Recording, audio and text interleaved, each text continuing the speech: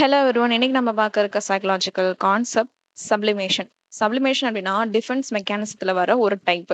First defence mechanism அப்படின்னா என்னன்னா, இப்போ நம்மளுக்குள்ள ஏதோ ஒரு ஃபீலிங்ஸ் இருக்கு. ஒரு நெகட்டிவ் ஃபீலிங்ஸோ, ஒரு கோபமோ, ஒரு தாட்ஸோ, அந்த இத ஃபுல்லாமே வந்துட்டு வெளியில சொன்னா அவங்க அக்செப்ட் பண்ண மாட்டாங்க.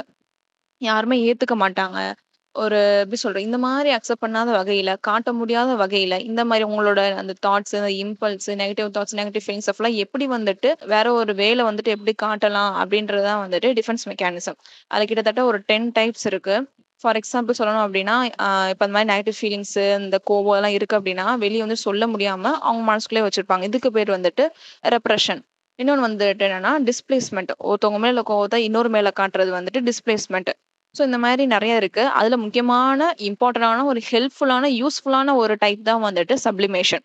ஸோ அது என்ன அப்டின்னா, இப்ப நான் சொன்ன மாரி இந்த நெகட்டிவ் ஃபீலிங்ஸோ, கோவமோ, நீங்க சொல்ற ஒரு விஷயத்த மத்தவங்க அக்செப்ட் பண்ணிக்க முடியாத அந்த நிலைமையில இருக்கும்போது, சப்ளிமேஷன் அப்டின்ற ஒரு டிஃபென்ஸ் மெக்கானிசம் நல்லாவே உதவும். என்ன அப்டின்னா, இந்த மாரி தாட்ஸ், நெகட்டிவ் தாட்ஸோ, கோவமோ இதெல்லாம் வந்துட்டு சோஷியலி மத்தவங்க அக்செப்ட் பண்ற வகையில வந்துட்டு இத நம்ம கொண்டு போறது.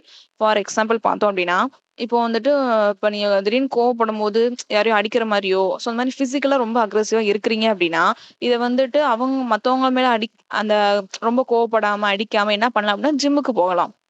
ஓகேவா? ஜிம்க்கு போய் பிசிக்கலா வந்துட்டு எக்சர்சைஸ் பண்ணோம் அப்டின்னா, அங்க உள்ள கோவத்த நீ இங்க காட்டும்போது, அந்த உள்ளுக்குள்ள உள்ள நம்மளோட டென்ஷனும் குறையும். அதே மாரி பிசிக்கலாவும் உங்களுக்கு ஒரு பெனிஃபிட் அந்த ஸ்ட்ரென்த்துமே கிடைக்கும்.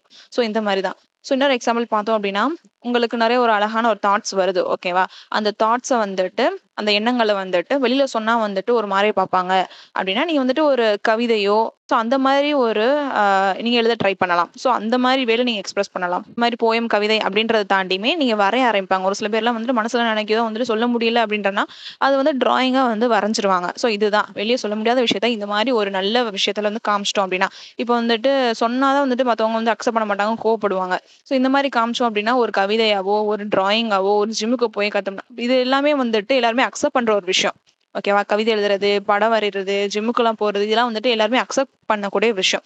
ஸோ அக்செப்ட் பண்ணாதத பண்ணக்கூடிய விஷயத்துல காமிச்சோம் அப்படின்னா வந்து கரெக்ட்டா போய் முடியும்.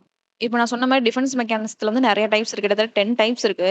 அது எல்லாத்தையுமே தாண்டி இந்த சப்ளிமேஷன் அப்படிதான் வந்துட்டு ஒரு எஃபெக்டிவான, ஹெல்த்தியான, யூஸ்ஃபுல்லான ஒரு டிஃபென்ஸ் மெக்கானிசம் அப்படின்னு சொல்றாங்க. ஸோ இதுதான் வந்துட்டு சப்ளிமேஷன். நெக்ஸ்ட் வீடியோல வேற சைக்காலஜிக்கல் கான்செப்ட்ஸ் ஆர் டெர்ம்ஸ் பத்தி பார்க்கலாம்.